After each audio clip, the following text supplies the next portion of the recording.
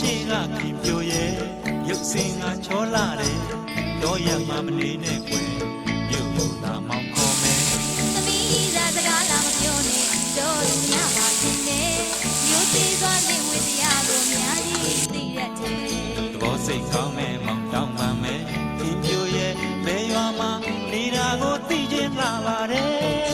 မိုင်းညိုညိုဆိုင်လို့ရဲ့တို့ပြရင်မောင်ချေပြောရလေးတပည့်ကဆိုရင်ဒီရွာလေးကိုသဘောကောင်းတဲ့ကလေးမရဲ့ရွာကိုလဲလာမယ်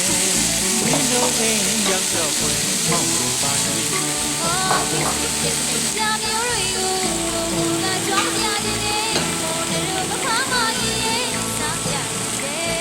သဘောကောင်းတဲ့ကလေးမရဲ့မင်းတို့အိမ်မှာမိန်စားနေတယ်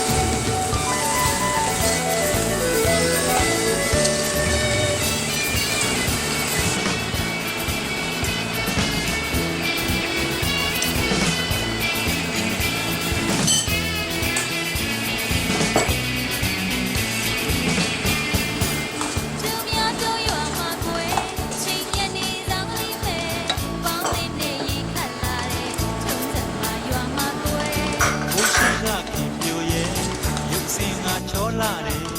တော့ရမှမနေနဲ့ကွယ်မြို့လို့သာမောင်းခေါ်မယ်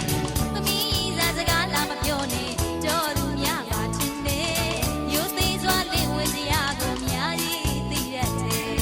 တော့စိတ်ကောင်းနဲ့မောင်းတောင်းမှမယ်ခင်ပြိုရဲ့ဘယ်ရွာမှာနေတာကိုသိချင်းလာပါတယ်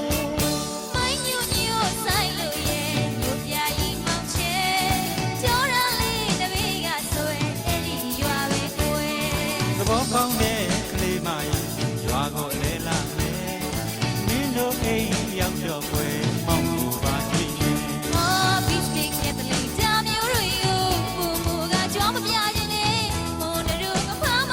ရဲ့စားပြရတယ်သဘောကောင်းတဲ့ကလေးမရဲ့မင်းတို့အိမ်မှာမိန်စားခြင်း